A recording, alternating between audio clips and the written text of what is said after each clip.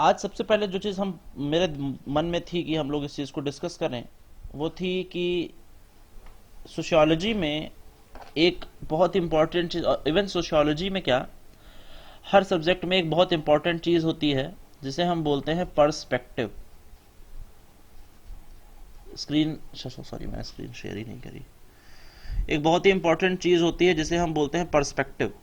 Perspective यानी कि परिप्रेक्ष्य, किसी भी चीज़ को देखने का तरीका, नज़रिया, दृष्टिकोण, हिंदी में आप अलग अलग नामों से उसे जानते हैं। सबसे बेहतर तरीके से हम उसे पर्सपेक्टिव या परिप्रेक्ष्य कहते हैं। परिप्रेक्ष्य हमें किसी भी घटना को देखने के लिए क्या नज़रिया प्रदान करते हैं, एक दृष्टिकोण प्रदान करते हैं, और इसी के आधार पर हम देखते हैं चीज़ों को, इसी के आधार पर हम चीज़ों को समझते हैं। यानी कि जैसे अगर हम आपसे बात करें समाजशास्त्र में, जैसे कल हमने दो तरह के स्कूल्स की बात करी थी। एक एक हमने बात करी थी फॉर्मल स्कूल की। अब यहाँ पर होना ये चाहिए कि जैसे ही हम फॉर्मल स्कूल की बात करें, सिंथेटिक स्कूल की बात करें, समन्वयात्मक स्वरूपात्मक स्कूल की बात करें, तो आपको ये याद आना चाहिए कि इसके इसके थिंकर कौन कौन से थे, या सॉरी इसके शुरुआत किसने करी थी। Yes sir. ये आपको याद आ जाना चाहिए। बस यही चीज़ें यस डेवलप सर। करनी है कि जैसे मैं बोलूँगा फॉर्मल स्कूल, यस सर। आपके दिमाग में ब्लिंक करना चाहिए, हाँ हाँ ये इसका है। जैसे हम बोल रहे हैं सिंथेटिक, अरे हाँ ये इनका है। तो जैसे हमने बात करी थी कि दो स्कूल्स चले, फॉर्मल और सिंथेटिक, और दोनों का अलग अलग तरीके से दोनों समाजशास्त्र को देखते थे। इसी तरह से समाजशास्त्र में जैसे जैसे समाजशास्त्र विकसित होता जा रहा था, उसी तरह धीरे धीरे समाजशास्त्र में अलग अलग परिप्रेक्ष्य भी विकसित हो रहे थे। जैसे हम आपसे बात करें, कई सारे परिप्रेक्ष्य समाजशास्त्र में विकसित हुए। इवोल्यूशनरी, जैसे इवोल्यूशनरी एक परिप्रेक्ष्य आया, कहाँ से शुरू हुआ?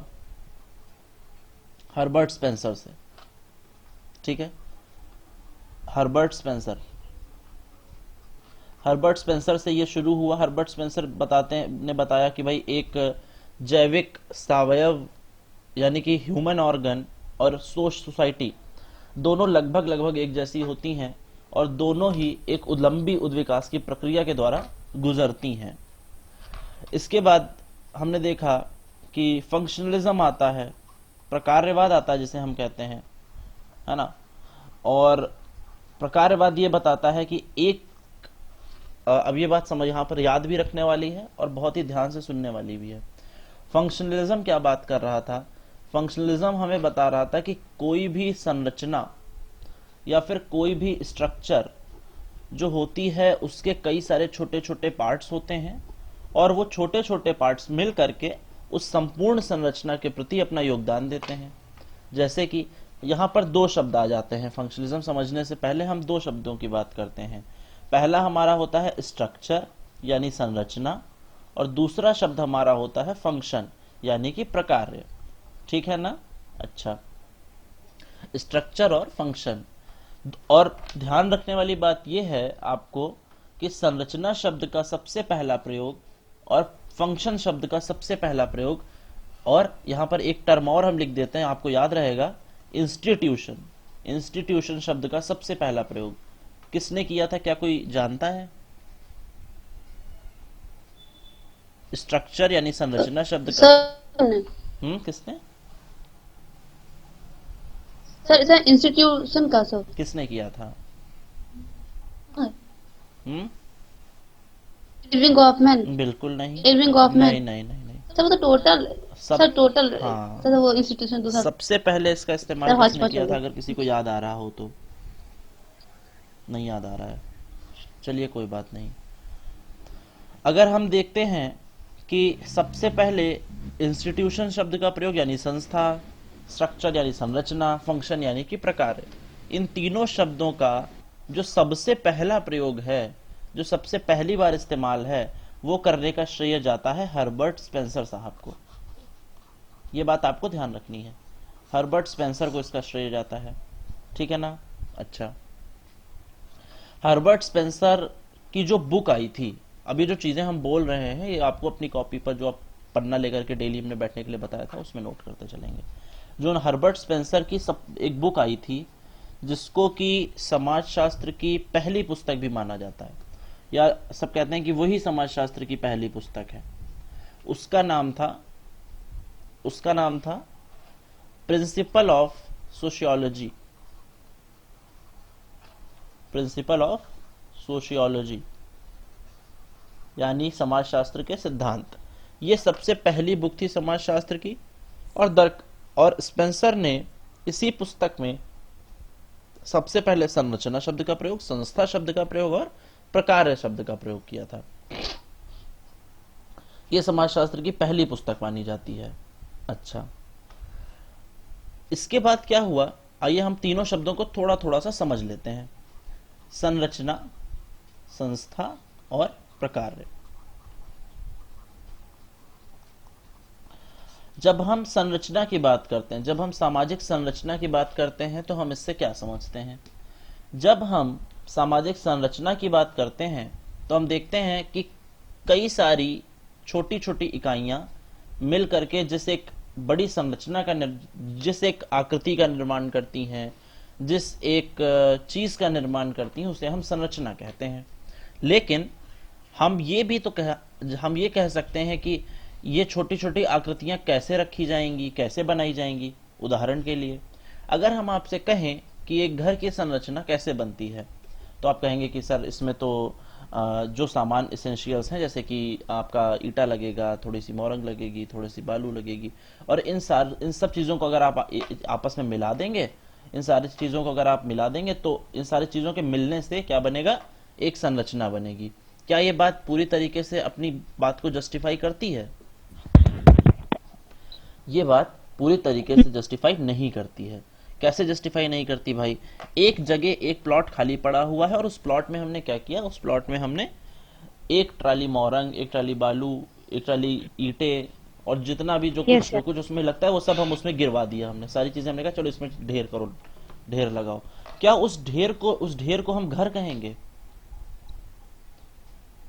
नहीं। उस ढेर को घर नहीं कहेंगे।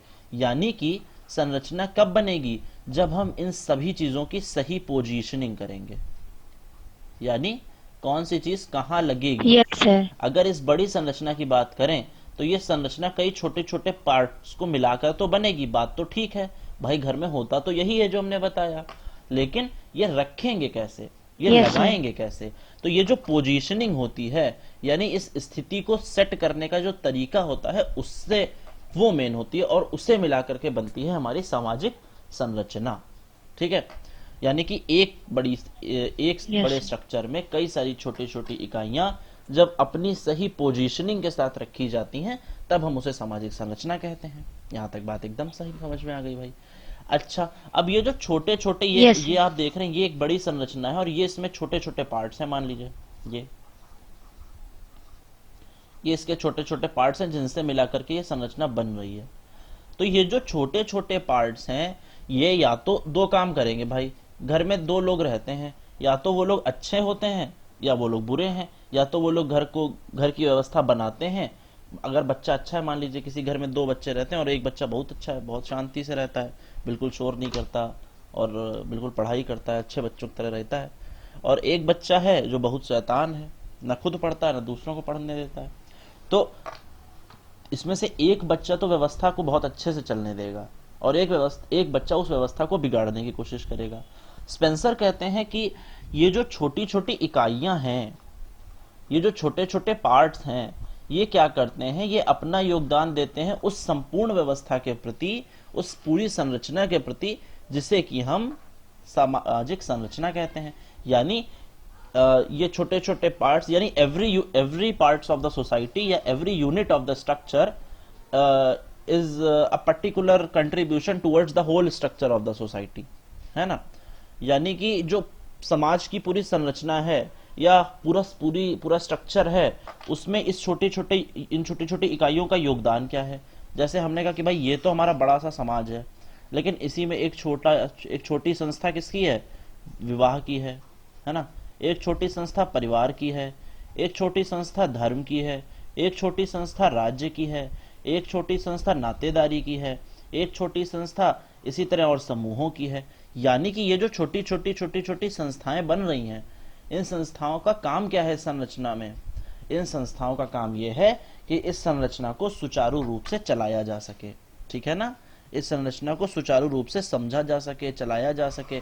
और इसे ही हर्बर्ट स्पेंसर कहते हैं कि इसको हम क्या कहेंगे, इसको हम कहेंगे प्रकार, और जो कि पूरी संरचना में अपना योगदान देगा। तो संरचना हमने समझ ली कि भाई संरचना क्या होती है, कई सारी छोटी छोटी पार्ट्स को मिला करके उनकी पोजीशनिंग करके जो स्ट्रक्चर बनता है उसे संरचना कहते हैं, है ना। दूसरी चीज हमने देखी प्रकार क्या होता है। तो प्रकार वो होता है जो किसी भी व्यवस्था के अनुकूलन में योगदान देता है। जैसे ये जो छोटी छोटी इकाइयां थी, ये मिल करके समाज को चलाने में कैसे मदद कर रही हैं, ये बात प्रकार, इसे ही हम प्रकार कहते हैं। जैसे हमने कहा कि भाई परिवार का प्रकार क्या है, तो परिवार का प्रकार है कि बच्चों का सामाजिकरण करना। परिवार का प्रकार क्या है कि बच्चों का नैतिक विकास करना। हमने कहा विवाह का प्रकार क्या है, तो विवाह का प्रकार है कि समाज में यौन संबंधों को नियमित करना, है ना। नातेदारी का प्रकार है एक दूसरे से मिल करके चलना। यानी समाज की हर एक छोटी छोटी इकाई का कुछ ना कुछ प्रकार होता है, और वो प्रकार ही उस व्यवस्था को चलाने के लिए जिम्मेदार है, ठीक है ना। अच्छा जी, इसके बाद बात आती है संस्था। तो ये संस्थाएं ही तो थी, जो छोटी छोटी इकाइयां जिनकी बात हम कर रहे थे, इन्हें हम संस्था कहते हैं। यानी कि स्पेंसर ने अपनी पुस्तक लिखी थी प्रिंसिपल्स ऑफ सोशियोलॉजी, उसमें उन्होंने संरचना का, प्रकार का और संस्था का, इन तीनों शब्दों का सबसे पहला इस्तेमाल किया था। यहां तक बात एकदम क्लियर है?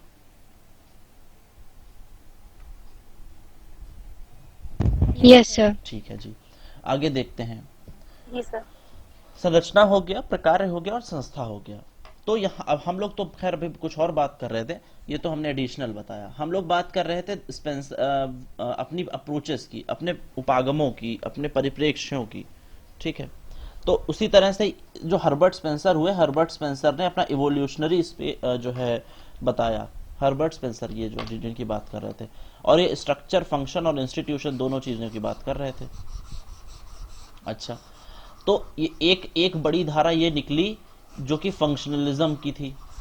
और फंक्शनलिज्म की अगर आप बात करेंगे तो फंक्शनलिज्म यानी कि प्रकारवाद, वो ये मान करके चलता है कि समाज में कहीं से भी किसी भी तरह की कोई भी गुंजाइश ना रह जाए कि समाज विघटित हो या समाज खराब हो। यानी प्रकारवाद ये मान करके चलता है कि समाज की जो व्यवस्था है या समाज का जो हमारा स्ट्रक्चर है वो जैसे का तैसा बना रहना चाहिए, उसमें कोई बदलाव ना करो भैया, जैसा चल रहा वैसा चलने दो।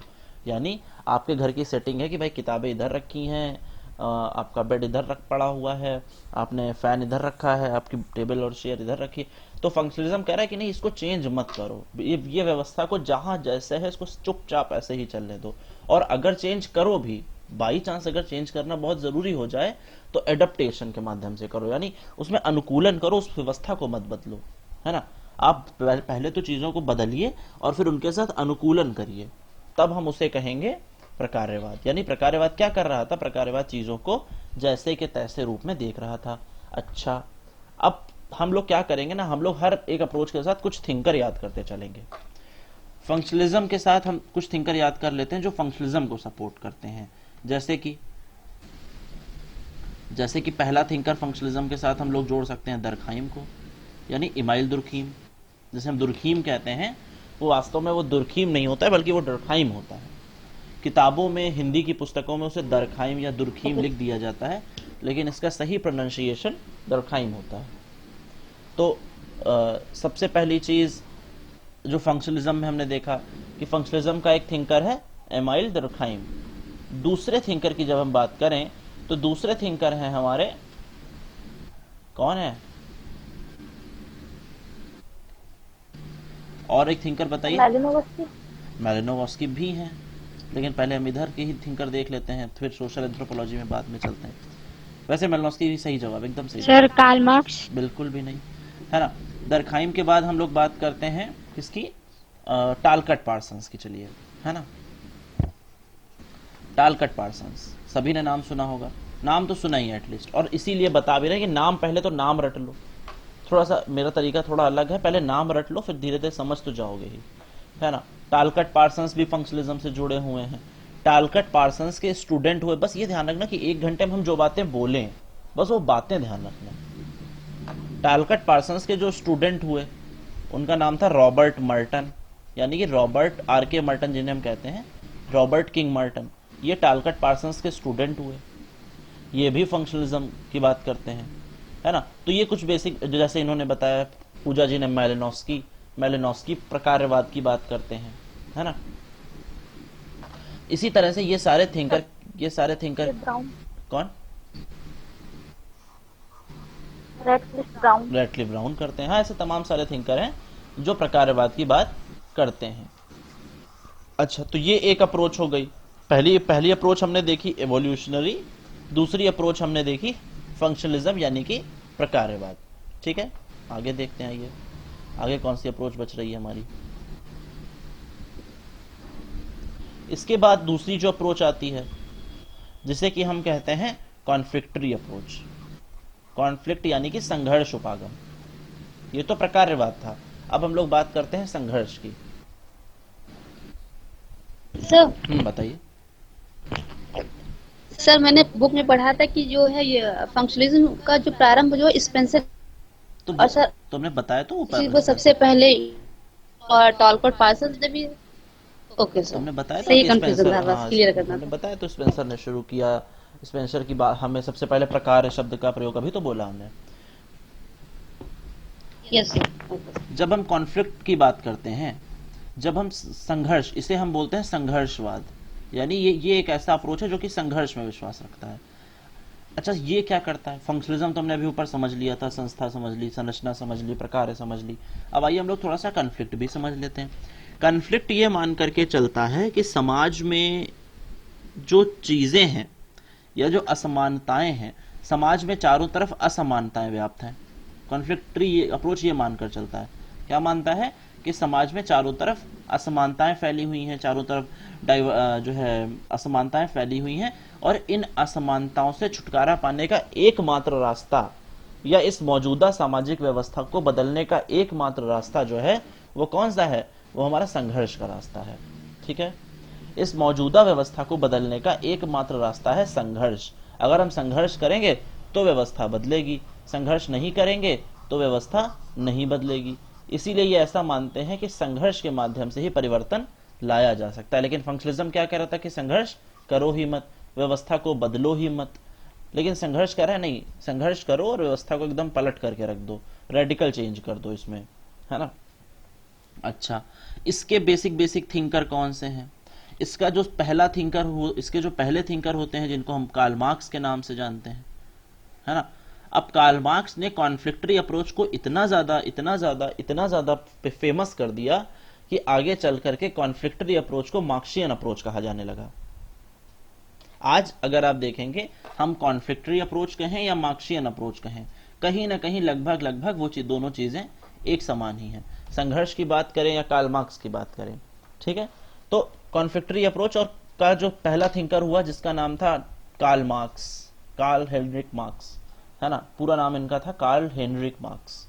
दूसरी बात, जो दूसरा थिंकर हमने देखा, दूसरा थिंकर बताइए, चलिए, हाँ, कोई याद करिए, दूसरा थिंकर कौन सा था कॉन्फ्लिक्टरी अप्रोच का?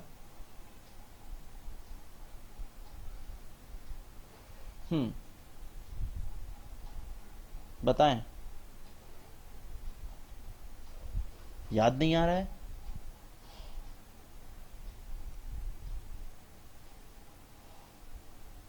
आवाज नहीं आ रही है या फिर क्या ऐसा कारण है?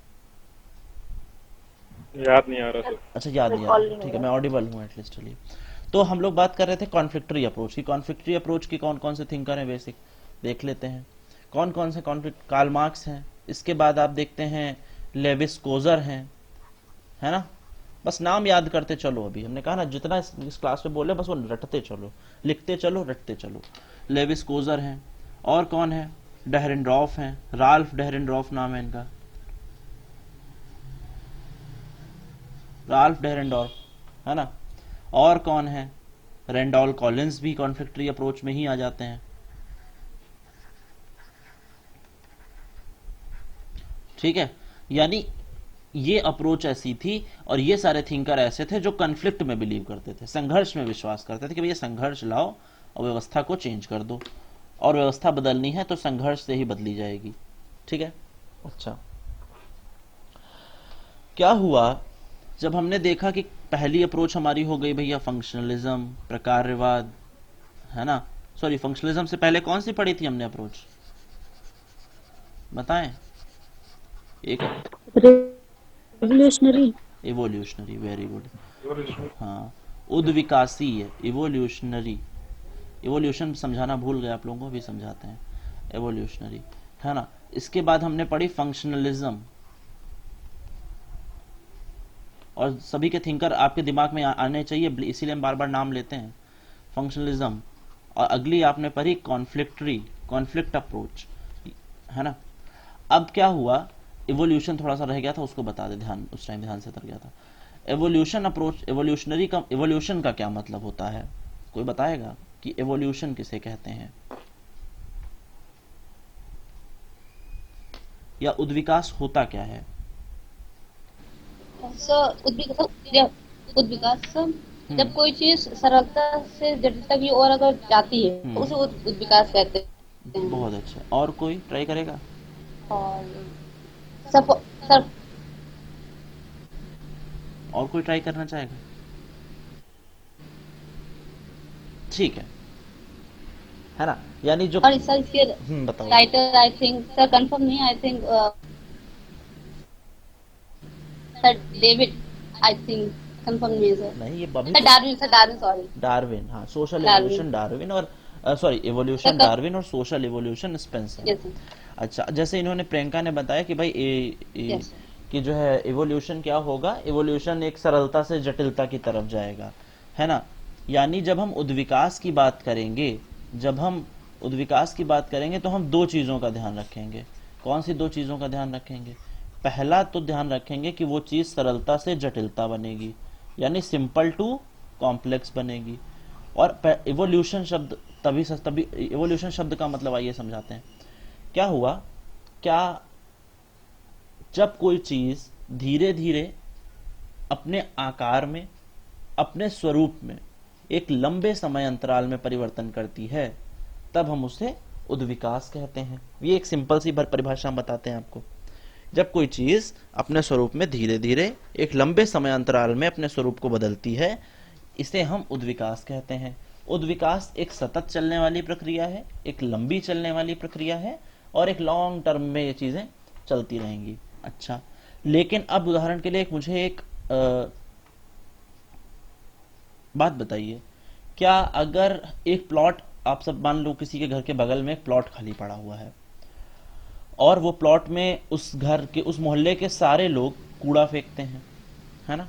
वो सारे लोग आते हैं, उसमें कूड़ा फेंकते हैं और चले जाते हैं सारे लोग, और हर दिन उस प्लॉट में कूड़ा बढ़ता जा रहा है, बढ़ता जा रहा है, बढ़ता जा रहा है। हर दिन उस प्लॉट का आकार बढ़ता जा रहा है, पहाड़ जैसा बन गया है वो प्लॉट में। क्या इस क्रिया को हम उद्विकास कहेंगे? No sir. अच्छा, ठीक है, इस क्रिया को हम उद्विकास नहीं कहेंगे। क्यों नहीं कहेंगे? क्योंकि ये कोई निश्चित संरचना में परिवर्तन नहीं हो रहा है, ये किसी दिशा में परिवर्तन नहीं हो रहा है। आप किधर भी, आप आज इधर कूड़ा फेंक रहे हैं, कल उधर दूसरी तरफ फेंकने लगेंगे, वहां बढ़ने लगेगा। यानी इस तरह के परिवर्तन को हम उद्विकास नहीं कहेंगे, बिल्कुल नहीं कहेंगे। तो उद्विकास कहेंगे किसको? आपने आम खाया और आम की गुठली को जमीन में फेंक दिया। अब वो आम की गुठली धीरे धीरे जो है बड़ी हुई, उसमें से छोटा सा एक अंकुर निकला, जिसको अंकुर बोलते हैं, है ना। छोटा सा एक उस सीड में से एक अंकुर निकला, वो अंकुर धीरे धीरे बड़ा हुआ, थोड़ा सा पेड़ बना, उसमें छोटे छोटे से पत्ते आए, 1-1.5 साल तक चला, फिर उसमें थोड़े से फूल आना शुरू हुए, फिर फूल के बाद उसमें बौर आया, छोटी छोटी अम्बियां निकली और आम बने। यानी कि ये जो प्रक्रिया थी, ये एक लंबी चलने वाली प्रक्रिया थी, धीमे धीमे। और मैं आपको बताऊं, फेसबुक पर एक पेज है, फेसबुक लगभग लगभग सभी लोग चलाते होंगे, उसमें उसमें इस तरह की क्राफ्ट वाली वीडियोस आती रहती हैं, और उसमें वो दिखाते हैं किस तरीके से चीजें अंकुरित होती हैं और किस तरीके से एवोल्यूशन हो रहा है। जैसे कि अगर आप एक कैमरे को रात में, जो आप वो भिगोते हैं खाने के लिए चने या स्प्राउट्स, आप खाने के लिए सुबह स्प्राउट्स खाते हैं, तो रात में अगर आपने खाने के लिए चने भिगोए हैं, तो आप क्या करिए, उसी के पास एक कैमरा लगा दीजिए रात भर, और वो कैमरा जब आप लगाएंगे और सुबह तक उसमें अंकुर निकल आएगा। और जब आप सुबह कैमरा देखें तो उसको फास्ट फॉरवर्ड करके देखिए, तो देखेंगे कैसे उसमें अंकुर निकलता हुआ आपको दिखाई देगा। यानी ये उद्विकास है। एक निश्चित संरचना एक अनिश्चित संरचना से एक निश्चित संरचना में परिवर्तन। स्पेंसर कहते हैं इनकोहेरेंट टू कोहेरेंट, यानी कि अनिश्चितता से निश्चितता की ओर परिवर्तन हो रहा है, सरलता से जटिलता की ओर परिवर्तन हो रहा है। यही तो हो रहा है ना भाई। भाई हम आपसे पूछें कि पहले के समाज ज्यादा सरल थे या अब के समाज ज्यादा सरल हैं, तो आप क्या जवाब देंगे? सर तो सर आपकी जटिल पहले के सरल पहले के ज्यादा सरल थे भाई। पहले के सरल क्यों थे? कि पहले इस तरह की कोई झंझटबाजी थी ही नहीं, कि ना तो भाई पहले, अब तो चलो क्लास करनी पड़ रही है, पहले तो क्लास करने का भी कोई झंझट नहीं था, कपड़े पहनने का कोई झंझट नहीं था, खाना पकाने का कोई झंझट नहीं था, कहीं जाने का कोई झंझट नहीं था, नाते रिश्तेदारी थी ही नहीं। यानी कि इस तरह की व्यवस्था थी कि वहां पर ये सब फालतूबाजी नहीं थी। सुबह उठो, किसी जानवर को मारो, कच्चा या पक्का जैसे मन करे वैसे खाओ और पूरा दिन मस्ती से घूमो। अब वो जिंदगी कितनी बढ़िया रही होगी, कोई टेंशन ही नहीं है। आज हर चीज की टेंशन है, एग्जाम भी निकालना है और जो है पढ़ाई भी करनी है, शाम को खाना भी बनाना है, और खाने में भी क्या बनेगा, नाश्ता अलग है, खाना अलग है, दोपहर का खाना अलग है, कपड़े में भी पहनना है, क्या पहनना है, पार्टी वियर अलग है, कैजुअल अलग है ना, स्पोर्ट्स वियर अलग है, फॉर्मल अलग है, हर हर कपड़े अलग अलग है, खाने में भी स्वीट डिश अलग है, स्टार्टर अलग है, मेन कोर्स अलग है। यानी अब इतनी सारी विविधताएं हो गई, इतनी सारी जटिलताएं हो गई हैं। नाना दूसरे हैं, दादा दूसरे हैं, मौसी किसे कहेंगे, चाची किसे कहेंगे, बुआ किसे, ये सब भी याद रखना है। यानी मम्मी का भाई है तो मामा हो जाएगा, पापा का भाई है तो चाचा हो जाएगा। अब गलती से पापा के भाई को मामा कह दिया तब। यानी कि बेसिक हमारा समझाने का मतलब यह है कि अब जटिलताएं बहुत ज्यादा बढ़ चुकी हैं, अब जटिलताएं बहुत ज्यादा हैं। अब पहले की तरह अब सरलता नहीं रह गई है। इसीलिए स्पेंसर कहते हैं एक अनिश्चितता से निश्चितता की ओर परिवर्तन जब होता है, सरलता से जटिलता की ओर जब परिवर्तन होता है, और इनडेफिनिट से डिफिनिट की तरफ, इनकोहेरेंट टू कोहेरेंट और इनडेफिनिट टू डिफिनिट, यानी अपरिभाषित से परिभाषित। भाई पहली कुछ संरचना कैसी है, ऐसी है, कोई निश्चित नहीं है, कोई उसका सलीका नहीं है, तो इसे हम क्या कह रहे हैं, इसे हम उद्विकास कर रहे हैं। यहां तक बात समझ में आ रही है एकदम? कोई कंफ्यूजन तो नहीं हो रही है? Yes sir. ठीक है, Yes, sir. ठीक है, अच्छा। तो यहां तक तो हमने बात समझ ली। अब हम लोग पढ़ क्या रहे थे? हम लोग पढ़ रहे थे एवोल्यूशन, अपनी अप्रोचेस पढ़ रहे थे, पर्सपेक्टिव्स पढ़ रहे थे। तो पहला अप्रोच हमने पढ़ा एवोल्यूशनरी, नाम फिर याद आने चाहिए। दूसरा अप्रोच हमने पढ़ा फंक्शनलिज्म। तीसरा अप्रोच हमने पढ़ा कॉन्फ्लिक्टरी। अच्छा, ये तो हो गए हमारे 3 बेसिक अप्रोच, ये तो हो गए हमारे 3 आधारभूत स्तंभ जिन्होंने समाजशास्त्र को शुरू करवाया। भाई फंक्शनलिज्म के दरखाइम और स्पेंसर थे और कार्ल मार्क्स थे, ये सब, इन सब लोगों ने इस चीज को आगे बढ़ाया। एक बड़ा, और इसके बाद क्या हुआ, इसके बाद समाजशास्त्र में कई नए नए अप्रोचेज आने लगे। जैसे जैसे समाजशास्त्र, भाई हमने बताया ना, जब शुरू में इंसान चलेगा तो उसे कुछ नहीं पता है, ज्यादा चीजें नहीं पता है। फिर जब वो धीरे धीरे जान जाएगा चीजों को, अभी हम लोग एक दूसरे से इतना फेमिलियर नहीं है, इसीलिए हम लोग जब शुरू में क्लास में शुरू करता हूँ तो मैं कहता भी हूँ कि भाई आप लोग बातें करिए आपस में, तो सब म्यूट कर लेते हैं अपना माइक, ना कोई किसी से कुछ पूछता है, ना कोई कुछ बोलता है, बेसिक बातचीत भी नहीं करते कोई। लेकिन जब अभी धीरे धीरे जान जाएंगे 2-3 महीने में, तब सब एक दूसरे से बातचीत करने लगेंगे। तो इसी तरह से जो जैसे जैसे समाजशास्त्र आगे बढ़ रहा था, जैसे जैसे सोशियोलॉजी आगे बढ़ रही थी, वैसे वैसे उसमें नई नई अप्रोचेस जो थी वो डेवलप होती जा रही थी, नई नई नए नए परिप्रेक्ष्य उसमें डेवलप होते जा रहे थे। जैसे कि एक अप्रोच और उसी टाइम पर डेवलप हुआ जिसे कि हमने कहा स्ट्रक्चरलिज्म, है ना, जिसे हमने कहा स्ट्रक्चरलिज्म। इसको हिंदी में कहेंगे संरचनावाद, ठीक है, इसे हम हिंदी में कहेंगे संरचनावाद। अभी हम प्रकार्यवाद की बात कर रहे थे और अभी फिलहाल के लिए हम संरचनावाद की बात कर रहे हैं। एक सेकंड रुकिए।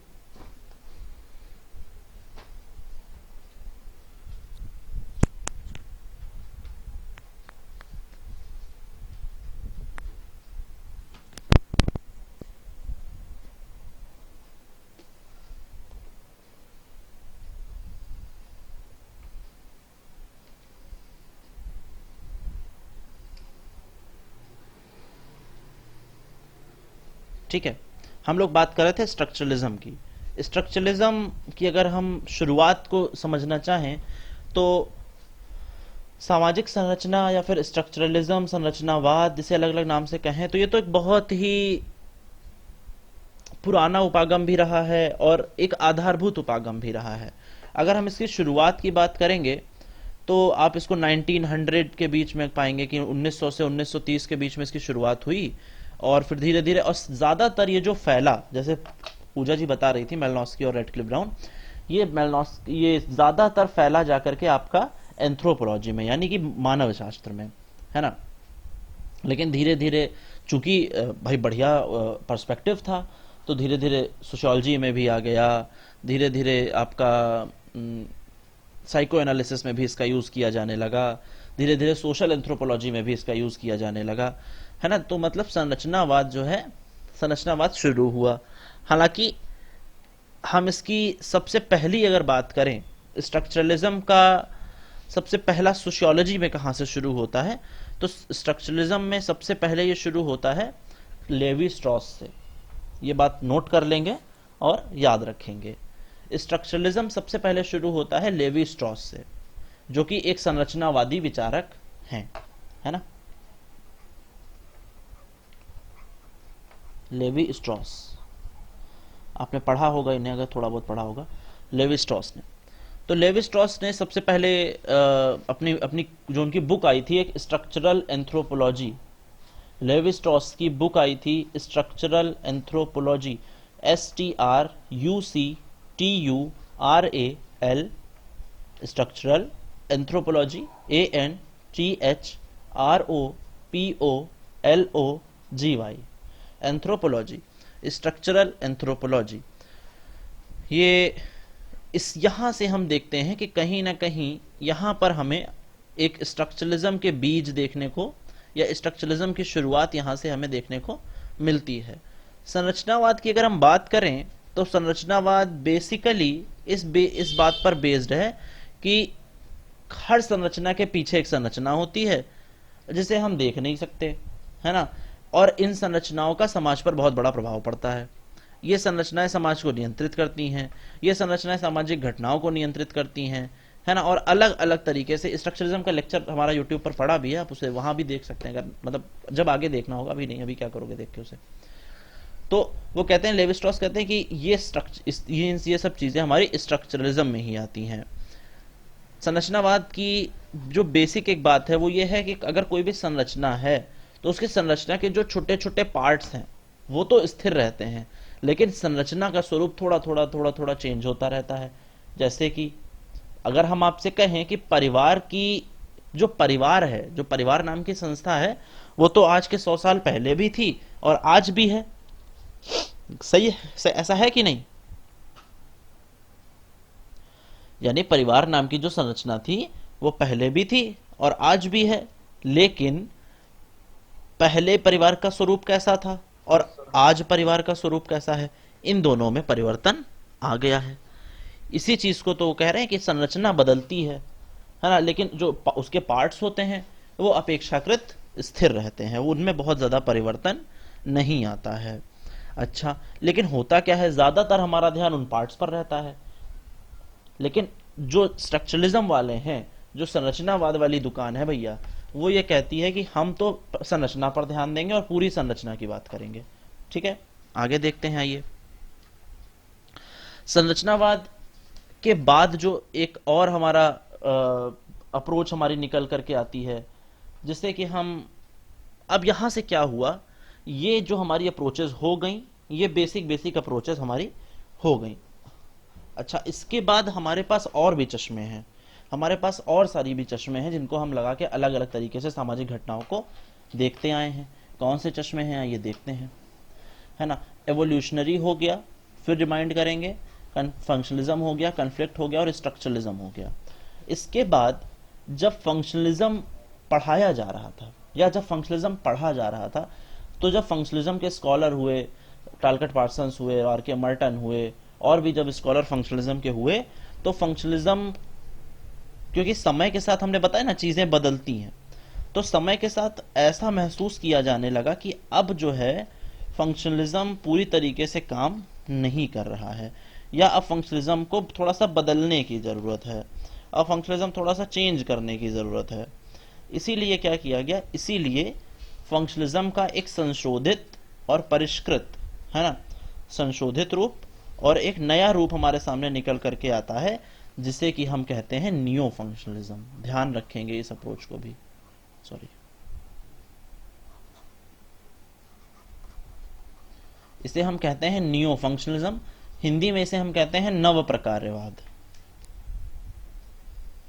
ठीक है, आगे देखते हैं नियो फंक्शनलिज्म क्या मान करके चलता है।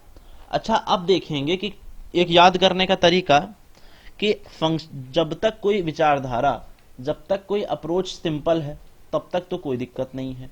तब तक जैसे फंक्शनलिज्म की हम बात कर रहे थे, तो फंक्शनलिज्म कह रहा था कि नहीं नहीं सर कुछ बदलिए मत, और जैसे जो चीजें चल रही हैं वैसे चलने दीजिए। अच्छा भाई, लेकिन जैसे ही नियो फंक्शनलिज्म आता है तो नियो फंक्शनलिज्म कहता है नहीं नहीं नहीं, जो पुरानी प्रक्रिया है उसको थोड़ा सा चेंज करो, उसमें थोड़ा सा परिवर्तन लाओ।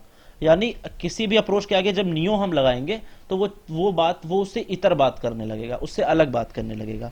यानी कि अगर हम मर्टन, पार्सन्स, इन दोनों के उसकी बात करें, फंक्शनलिज्म की बात करें, प्रकारवाद की बात करें, उसके बाद जब हम नियो फंक्शनलिज्म को देखेंगे तो हम देखेंगे कि नियो फंक्शनलिज्म में जो फंक्शनलिज्म की कमियां थी, प्रकारवाद में जो कमियां रह गई थी, या बदलते समय के साथ जो प्रकारवाद अनुकूलन नहीं कर पा रहा था, उसमें थोड़ा सा चेंज किया गया, उसको थोड़ा सा परिवर्तित किया गया और उसका नाम रखा गया नियो फंक्शनलिज्म, यानी कि नव प्रकारवाद।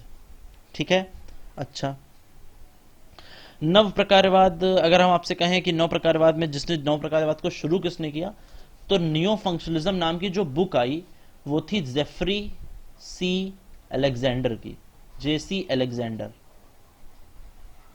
ठीक है, नियो फंक्शनलिज्म नाम की जो बुक आई वो आई जेफरी सी अलेक्जेंडर की। बहुत ज्यादा इसको डिस्कस नहीं करेंगे अप्रोचेस हम लोग तो डिटेल में बाद में पढ़ना ही है।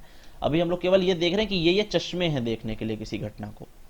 अभी हम चश्मे आपको दिखा रहे हैं केवल, फिर आप चश्मे अभी लगा लगा कर देखिएगा कि कैसे चश्मे लगे हैं और कैसा आपको दिख रहा है। अच्छा, नियो फंक्शनलिज्म में क्या हुआ, फंक्शनलिज्म में नियो फंक्शनलिज्म ये कह रहा है कि नहीं नहीं, व्यवस्था में थोड़ा सा तो सर परिवर्तन होना जरूरी है, जबकि फंक्शनलिज्म ये इस मान्यता पर चल रहा था कि नहीं बदलो कुछ मत, जो जैसे चल रहा है इसको ऐसे चलने दो। लेकिन नियो फंक्शनलिज्म कह रहा है नहीं सर थोड़ा चेंज तो होना चाहिए, चेंज नहीं होगा तो कैसे काम चलेगा, वो थोड़ा सा चेंज करना चाह रहा है। अच्छा, इसके बाद ये तो फंक्शनलिज्म की जो बेस और फंक्शनलिज्म का जो अपडेटेड वर्जन आया भाई, जैसे आप व्हाट्सएप अपडेट करते हैं, अपने मोबाइल अपडेट करते हैं, अभी वो एंड्रॉयड 10 पे चल रहा है, फिर एंड्रॉयड 12 पे चलेगा, तो उसी तरीके से जो फंक्शनलिज्म का अपडेटेड वर्जन निकल करके आया उसे हमने नियो फंक्शनलिज्म कहा, जिसे कि जेफरी सी अलेक्जेंडर ने शुरू किया था। इसके बाद जो हमारी दूसरी और इंपॉर्टेंट अप्रोच निकल करके आई, जिसे हमने कहा नियो मार्क्सिज्म। नियो मार्क्सिज्म, ठीक है ना, नियो मार्क्सिज्म, या इसे हम हिंदी में कहेंगे नव मार्क्सवाद। अच्छा, अब थोड़ा सा कॉमन सेंस लगाओ कि नव मार्क्सवाद क्या बात कर रहा होगा। अभी हमने बताया तरीका। नव मार्क्सवाद क्या कह रहा होगा, सोचो जरा भाई। फंक्शनलिज्म कह रहा था कि स्टेबल रखिए, है ना, और नियो फंक्शनलिज्म कह रहा है नहीं नहीं थोड़ा सा चेंज जरूरी है, और मार्क्सिज्म कह रहा था नहीं नहीं सब कुछ चेंज होगा, तो किससे चेंज होगा, कॉन्फ्लिक्ट से चेंज होगा। तो नियो मार्क्सिज्म क्या कहेगा, थोड़ा सा गेस करो यार।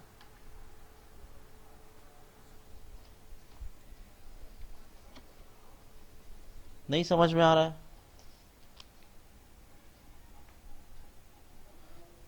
अच्छा चलो बताते हैं। नियो मार्क्सिज्म क्या गेस कर रहा है, नियो मार्क्सिज्म क्या बता रहा है, नियो मार्क्सिज्म हमें बताता है कि कैसे मार्क्सिज्म जो है भैया पुराना हो गया है थोड़ा। पहली बात तो मार्क्सिज्म को सर आप थोड़ा सा चेंज करिए, मार्क्सिज्म अब उतना अच्छा नहीं रह गया, अब मार्क्सिज्म को भी थोड़ा सा बदलिए।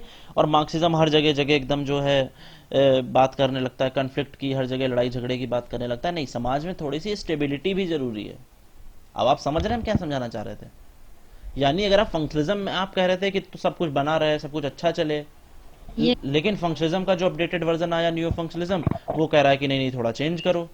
मार्क्सिज्म में आप कह रहे थे नहीं नहीं सब कुछ बदल दो, सब कुछ व्यवस्था चेंज कर दो, और नियो मार्क्सिज्म जो वर्जन आया वो तो कह रहा है नहीं नहीं थोड़ा सा स्टेबल रहो, इतना क्या तुम लोग करते रहते हो। यानी कि इसी ये जो जिसके आगे नियो लग जाएगा वो थोड़ा सा चेंज हो जाएगा वो वर्जन, है ना। मार्क्स की जो बातें थी, मार्क्स की जो थियरीज थी, कॉन्फ्लिक्टरी थियरीज हो चाहे मोड ऑफ प्रोडक्शन हो, है ना, ये सारी थियरीज को समय के साथ बदलना, मार्क्स की बेसिक बातों में अगर जरूरत है तो सुधार करना, और नया रूप उसका लेकर के आना, नए तरीके से उसको समझाना, नए तरीके से उसकी बात करना ही नियो मार्क्सिज्म कहलाता है। ठीक है,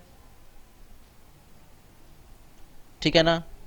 अच्छा, अच्छा, yes. नियो मार्क्सिज्म की अगर हम शुरुआत की बात करें, फिर इसमें भी क्योंकि नियो मार्क्सिज्म शुरू कहाँ से हुआ, तो नियो मार्क्सिज्म को ही हम आगे चल करके, जो नियो मार्क्सिज्म था हमारा, उसे ही हम आगे चल करके कहीं ना कहीं क्रिटिकल थियरी जिसे हम कहते हैं, जिसे फ्रैंकफर्ट स्कूल कहते हैं, क्रिटिकल थियरी कहते हैं, उसे हम आगे चल करके क्रिटिकल स्कूल या फिर क्रिटिकल थियरी का आलोचनात्मक संप्रदाय, हेबरमास सभी ने पढ़ा था। हालांकि अभी हेबरमास कुछ कुछ बच्चों का बड़ा प्रिय भी था, हमारे एक दो स्टूडेंट हैं Yes. इसमें। तो अ, Yes, sir. हेबरमास जो है वो नियो मार्क्सिस्ट हैं, क्रिटिकल थियरिस्ट हैं, है ना। तो इसी चीज को आगे चल करके क्रिटिकल थियरी कहा जाने लगा। हालांकि इसके और भी कई सारे लोग हुए, अब वो नाम हम लिखते हैं, फिर आप उन नामों को भी याद रखिए।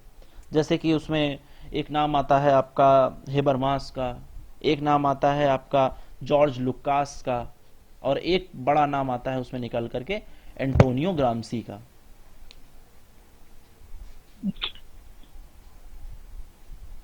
एंटोनियो ग्राम्सी का, Yes, sir. ठीक है। और कहीं ना कहीं इसी में नाम आ जाता। जॉर्ज क्या है? हाँ, क्या जो पूछ, सेकंड जॉर्ज लुकास, जॉर्ज लुक्का, जॉर्ज लुकास। लुकास, हाँ, very good, George Lucas, Antonio Gramsci, George Lucas, है ना। ये सारे नाम हमारे नियो मार्क्सिज्म में आते हैं। एक नाम और है नियो मार्क्सिज्म का, जिसका नाम है लुइस अल्थूजर। ये बहुत इंपॉर्टेंट है, लुइस अल्थूजर, ठीक है। ये हो गया, नियो मार्क्सिज्म हो गया।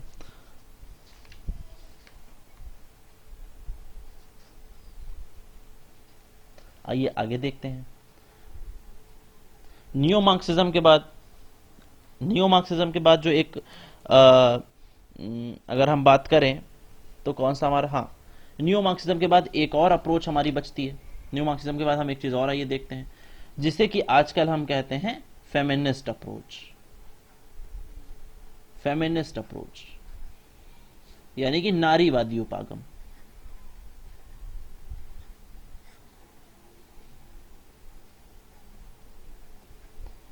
फेमिनिस्ट अप्रोच में क्या हो रहा है भैया, फेमिनिस्ट अप्रोच में,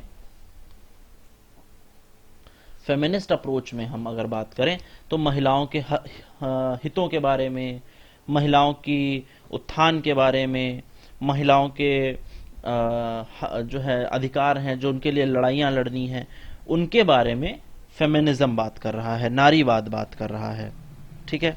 अच्छा,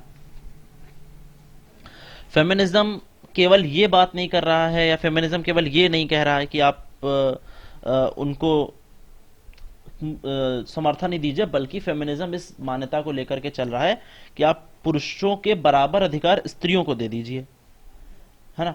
आपसे कोई पूछे कि फेमिनिज्म है क्या, बेसिक ये तो हमें समझाइए, फेमिनिज्म क्या होता है, तो आप उससे कहेंगे कि अगर जहां से ये बात शुरू हुई कि पुरुष, स्त्रियों को पुरुषों के बराबर अधिकार मिलना चाहिए, पुरुषों के बराबर अधिकार स्त्रियों को मिलना चाहिए, वही आंदोलन फेमिनिज्म कहलाया, वहीं से फेमिनिस्ट अप्रोच की शुरुआत हो जाती है। अच्छा, और क्या है, और क्या कहता है फेमिनिज्म, फेमिनिज्म कहता है कि हम वुमेन एम्पावरमेंट की बात करेंगे, हम महिला सशक्तिकरण की बात करेंगे, है ना। जो है, क्योंकि अभी तक क्या हुआ है, क्योंकि अभी तक जो पितृसत्ता थी, क्योंकि India is also a patriarchal society, Bharat भी एक पितृसत्तात्मक समाज है, तो फेमिनिज्म वाले कह रहे हैं भैया कि अभी तक पितृसत्तात्मक समाज ने, अभी तक पुरुषों ने बहुत ज्यादा शोषण कर किया है, अब इस शोषण से चाहिए मुक्ति, अब हमको इससे छुटकारा पाना है। यानी कि जहां से ये बात शुरू हुई, जहां से ये आंदोलन प्रारंभ हुआ, उसको हमने कहा फेमिनिज्म। ठीक है। अच्छा, दूसरी चीज आइए देखते हैं। दूसरी चीज क्या है? अगर इसकी हम ओरिजिन, फिर इसकी भी तो ओरिजिन ट्रेस करें। अगर हम इसकी ओरिजिन ट्रेस करें तो कहीं ना कहीं 18वीं शताब्दी से ये शुरू हो गया ब्रिटेन में और फ्रांस में, 18वीं शताब्दी से। और कहीं ना कहीं अलग अलग तरीके से इसको थोड़ा सा अगर हम लहरों में बांटने का प्रयास करें तो अलग अलग सी लहरों में इसको हम बांट सकते हैं। 1792 में एक बुक आई जिसमें कि जो है वहां से नारीवाद की पहली शुरुआत मानी जाती है। वहां से नारीवाद की पहली लहर शुरू हुई और वो किताब थी vindication of the rights of women. लिख देते हैं हम यहाँ पे, नोट कर लेंगे ये बुक।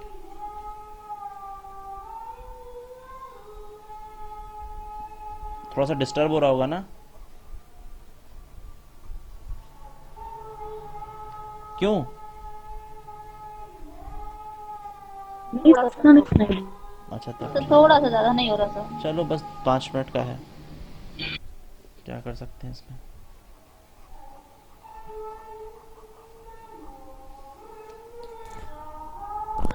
बुक का नाम है a vindication of the rights of women और ये किताब है मैरी वुलस्टोनक्राफ्ट की। मैरी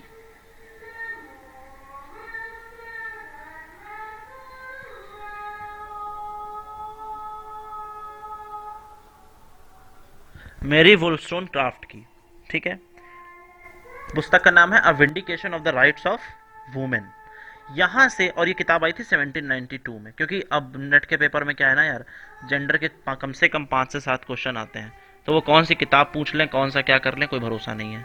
इसलिए जेंडर से रिलेटेड तो रिस्क नहीं लेना चाहिए। दो दो चीजें पता है नेट के पेपर में, अब दो चीजें बहुत रिस्की हो गई हैं और दो चीजों से बहुत रिस्क बढ़ने लगा है। पहली चीज तो हो गई भैया जेंडर, और दूसरी चीज हो गई भैया सेंसस। ये दोनों के भर भर के क्वेश्चन भी आते हैं और दोनों ही क्वेश्चन गलत हो जाते हैं, क्योंकि जेंडर और सेंसस इतना वास्ट है ना कि आप इसे कितना भी कवर करके जाएंगे थोड़ा कुछ ना कुछ रह जाता है। तो इसलिए बस आपको जेंडर में जो जो चीजें मिलती जाए आप उनको पढ़ते चलिए, क्योंकि इससे आपकी नॉलेज भी बढ़ेगी और आपके क्वेश्चन सही होने की जो संभावना है वो भी बढ़ेगी। तो जो पहली book I the vindication of the rights of the women, वहां से महिला की, या सॉरी, वहां से नारीवाद की पहली लहर जो है वहां से शुरू होती है। और लोगों ने लड़कियों को एडमिशन के लिए, वहीं से लोगों ने लड़कों को ऑक्यूपेशन के लिए कि भाई लड़कियां भी हमारी बिजनेस करेंगी, लड़कियां भी हमारी व्यापार करेंगी, वहां से ये चीजें, उनके हकों के बारे में बातचीत होने लगी। इसके बाद नारीवाद की दूसरी लहर आई, तीसरी लहर आई, और जो है अलग अलग किताबें आने लगी, है ना, अलग अलग तरीके से नारीवाद को समझा जाने लगा।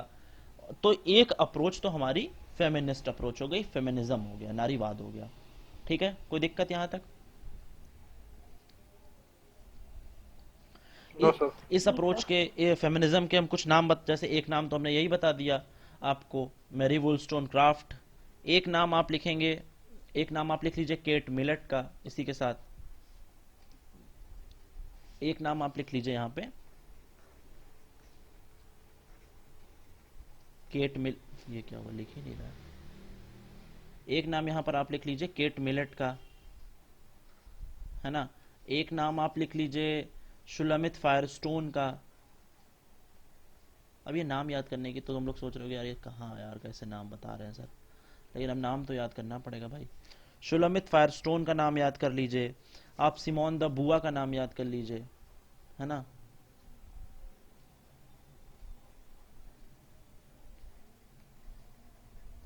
सिमोन द बुआ का नाम याद कर लीजिए, और इसी तरह से जो भी आएंगे वो हम बताते रहेंगे, है ना। ये कुछ नाम बेसिक बेसिक आप किसी भी पर्सपेक्टिव की, जैसे हमने कहा ना, आप जब बात करें तो हर पर्सपेक्टिव के आप 4 से 5 नाम आप याद करते रहें।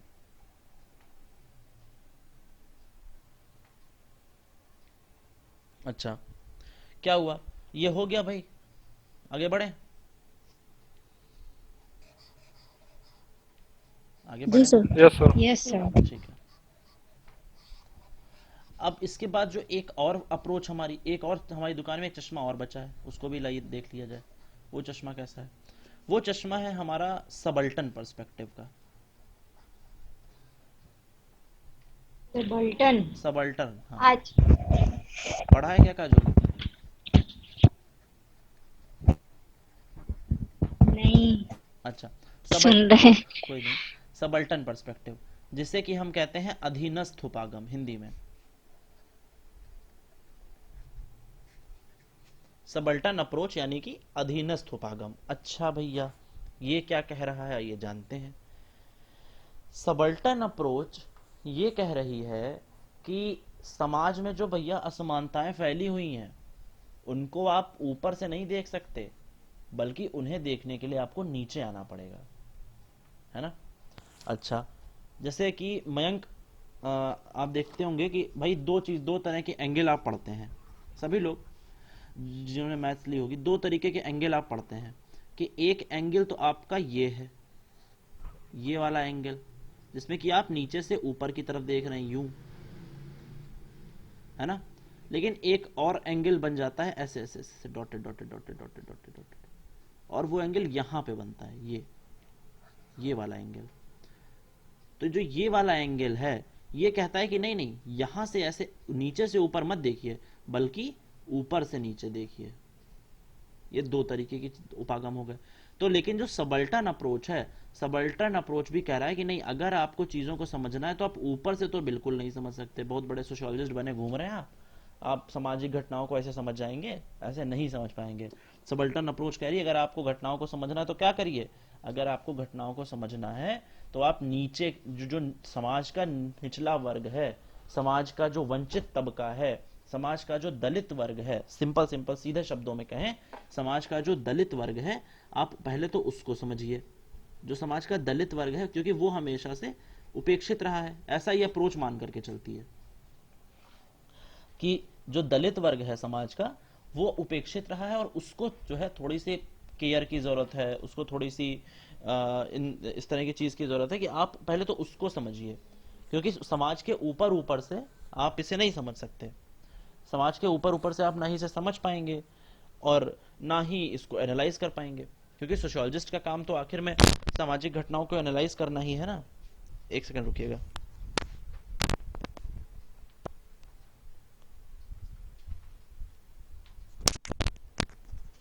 मैं जरा लैपटॉप चार्जिंग में लगा दूं, एक सेकंड, मुझे ध्यान भी नहीं रहा पहले।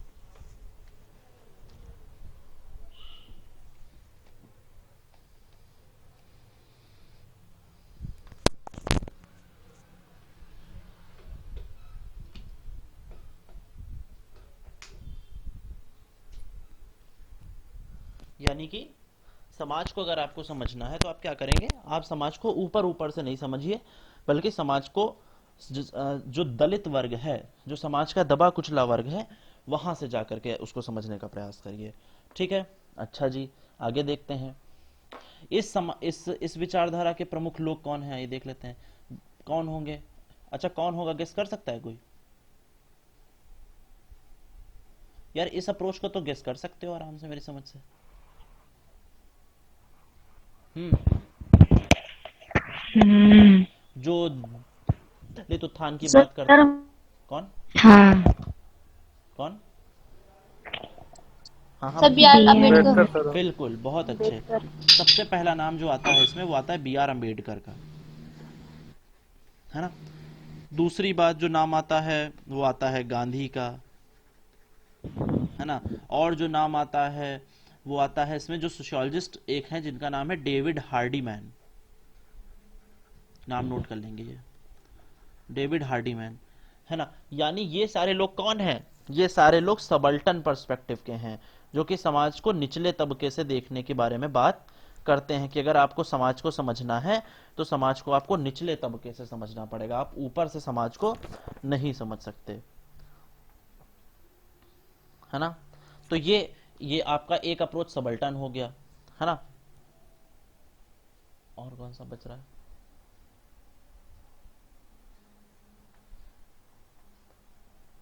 ठीक है, मेरी समझ से सारे अप्रोचेस हो गए हैं, कोई कोई छूट रहा होगा तो वो हम बता देंगे। मेरे अभी अभी फिलहाल हमें इतने ही याद आ रहे हैं।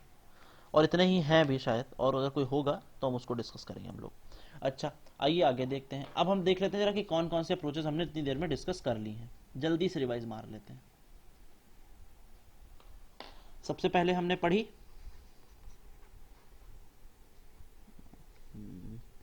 सबसे पहले हमने पढ़ी इवोल्यूशनरी, वेरी गुड। फिर इसके बाद कौन सी पढ़ी? इसके बाद कौन सी पढ़ी? जल्दी। फंक्शनलिज्म, बहुत अच्छे, फंक्शनलिज्म, बहुत अच्छे। फंक्शनलिज्म, फंक्शनलिज्म, इसके बाद कॉन्फ्लिक्ट, कॉन्फ्लिक्ट, जिसे कि हम क्या कहते हैं? मार्क्सिज्म भी तो कहते हैं। संघर्षवाद, संघर्षवाद, अच्छा, ऐसे और दूसरा बताओ, इसके बाद मतलब चौथा बताओ। स्ट्रक्चरलिज्म, स्ट्रक्चरलिज्म, वेरी गुड, संरचनावाद। और बताओ।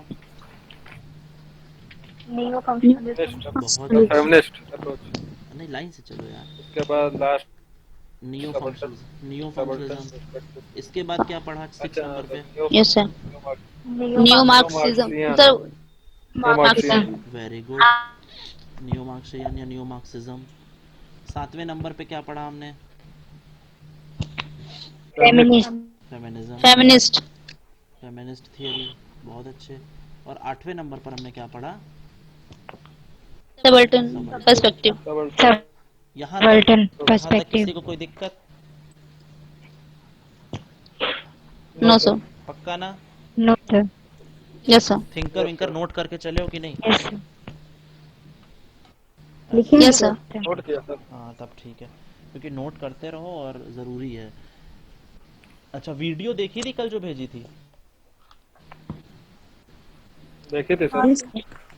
सर वीडियो सर रात में भेज दिया करें सर, सर सुबह एकदम मॉर्निंग में सर रात को देख लेते हैं। नहीं नहीं, हम आज से जो है जल्दी भेज देंगे। और यस सर, एक्चुअली वो कल नहीं ध्यान रहा, उसके बाद फिर हमें अचानक से सुबह ध्यान आया कि हाँ भेजना है, तो सुबह क्लास पढ़ाते पढ़ाते फिर हमने उसको जल्दी से देखा, फिर भेजा। तो फिलहाल के लिए ओके सर, तो जो हमारा बेसिक हमारी बातचीत जो हम बेसिक करना चाह रहे थे वो ये थी कि ये अब आपने 2 वीडियोस अभी तक देख ली, ख़त्म कर ली। पहला वीडियो आपने देख लिया कि हमारा क्या बोलते हैं, इमरजेंस कहाँ से हुआ, इमरजेंस कहाँ से, सर राइज एंड हाँ, rise and emergence of the sociology. और दूसरा आपने देख लिया, rise and development of sociology, ठीक है, यस सर, और दूसरा आपने देख लिया कंपैरेटिव मेथड क्या होता है, कि स्टडी कैसे करते हैं सोशियोलॉजी में। अभी कल हम लोग और भी टेक्निक्स यस सर, पढ़ेंगे कि सोशियोलॉजी को और किन किन तरीकों से स्टडी किया जा सकता है और कैसे पढ़ा जा सकता है। आज हम लोगों ने देखा कि अप्रोचेस क्या होती हैं। हर अप्रोचेस के साथ कुछ नाम जुड़े हुए थे हमारे, है ना। कुछ लोग कम हैं आज। मयंक, आज अनूप क्यों नहीं आया? यस सर, सर उसको पता नहीं क्या हुआ, सर और बता रहा था। गलत बात है यार, मतलब अब ये चीज़ें दोबारा थोड़ी मानता हूँ, बहुत गलत बात है ये। अब तो सीरियस हो जाए यार। खैर, तो कहाँ पर थे? वीडियो। तो वीडियो मतलब हम, अगर आप वीडियो सर उपागम बता रहे थे आप तो। उपागम हम लोगों ने डिस्कस कर लिए। कल हम लोग देख लेंगे कि बेसिक अध्ययन विधियां कौन सी हैं, समाजशास्त्र में डेटा कलेक्शन कैसे करना है, और किस तरीके से हम बेसिक, क्योंकि हम लोग एक होलिस्टिक पर्सपेक्टिव लेकर के चल रहे हैं, एक समग्रतावादी उपागम लेकर के चलेंगे कि कैसे कैसे हम चीज़ों को समझेंगे। ठीक है, पूजा एकदम समझ में आ रहा है ना? कोई दिक्कत तो नहीं है? हाँ सर, समझ में आ रहा है। कोई भी प्रॉब्लम हो तो पूछ लेना, मतलब ऐसा मत सोचना कि बाकी लोग बोल रहे हैं, हाँ हम कुछ भी ना, कहीं पर भी कुछ प्रॉब्लम हो ना तो तुरंत पूछ लेना। जिसको भी, काजोल को, प्रियंका को, दीपाली को, जिसको भी कोई भी प्रॉब्लम, मयंक को कोई भी प्रॉब्लम हो, वो तुरंत रोक करके, बीच में रोक करके, या बाद में, क्लास के बाद, मैसेज में, कॉल पे, जैसे भी जिसको सुविधा हो, कोई बंदिश नहीं है, वो पूछ सकता है। ठीक है ना? तो मेरे हिसाब से आज के लिए इतना काफ़ी है। यस सर, आज की वीडियो अभी हम भेज देंगे आधे घंटे में, उससे ओके देखिए। सर, आज थोड़ा सा रेस्ट करिए, थोड़ा सा ज़्यादा हो गया क्या आज? बहुत सारे नाम, बहुत सारी चीज़ें हो गई ना? नहीं सर, नो सर सही है सर, ठीक है सर। अच्छा, तब ठीक है, थोड़ी सी आदत डालिए हमें तो पढ़ाया था सर आपने। हाँ, पहले अब मयंक तो सर ऑलरेडी, होता चला जा रहा है धीरे धीरे सर। हाँ, आदत हो जाएगी आज धीरे धीरे। अभी असल में मेन चीज़ पता है क्या ना, मेन चीज़ है बैठने की हैबिट। आप बैठने की हैबिट डालिए, ये बहुत यस बड़ी यस सर, पढ़ना लिखना तो शुरू हो जाएगा, वो तो उसकी कोई दिक्कत नहीं, तो आप पढ़ लेंगे ही। दिक्कत होती है बैठने की। अब यानी आप एक बार पढ़ने की मतलब सिटिंग मुद्रा में आप बैठ जाएं, ये बहुत बड़ी बात है। वो सीख गए, अगर आप 3-4 घंटा बैठना सीख गए तो पढ़ना तो आप ऑटोमेटिक सीख ही जाएंगे, उसका उसका कोई इशू नहीं है। बस आपको जो है सीखना। अब हम लोगों के साथ Yes, क्या है, sir. कॉलेज में पढ़ाना है तो लगातार 5 क्लासेस पढ़ानी ही पढ़ानी है, तो आदत हो गई है उतना बोलने की। उसी तरह से अगर आप लोग बैठने लगेंगे ना तो फिर 2-3-4 घंटे बैठने की आदत पड़ जाएगी, फिर दिक्कत नहीं होगी। तो पढ़ना शुरू कर दीजिए। किताब के लिए हम आपको कुछ 1-2 दिन में, 3 दिन में कुछ एक किताब बता देंगे, वो किताब आप लोग ले लीजिए और उसको बेसिक बेसिक से पढ़ना शुरू करिए। फिर हर आदमी को कुछ काम दे देंगे हम, ठीक है। ओके ओके और सर। जो हम लोगों ने अभी 3 दिन में डिस्कस किया है वो बहुत ध्यान से सुनिए। अगर हम लोगों ने जो 3 दिन में डिस्कस किया है उसके क्वेश्चन अगर कोई भी खाली रहा करे, मान लो मयंक का भी खाली है, तो ग्रुप पर, क्योंकि ग्रुप पर सभी लोग हैं, तो अगर किसी एक से पूछोगे तो ऐसे एक ही बता पाएगा, तो क्या करेंगे कि ओके सर। ग्रुप पर जैसे कि ऐसे ही पूछ लिया सोशल कॉन्ट्रैक्ट थ्योरी किसकी है, या पूछ लिया कि ये बुक किसकी है जो सर ने ये बताई है, या फिर इंस्टीट्यूशन शब्द का पहला यूज किसने किया। मतलब हमें क्या करना है, बार बार पूछना है, बस बार बार उस चीज को रिकॉल करना है। बार बार, 1 बार, 10 बार, 100 बार सेम क्वेश्चन 2-4 लोग पूछो, हम Yes, बस sir. पूछते रहो, ग्रुप पे थोड़ा चहल पहल रहे, ठीक है ना। ओके, चलो, बहुत बहुत शुक्रिया सबका जुड़ने के लिए। कल मिलते हैं ठीक 6:45 बजे। Thank you sir. तब तक के लिए ध्यान रखो सबको। Thank you sir. Thank you sir.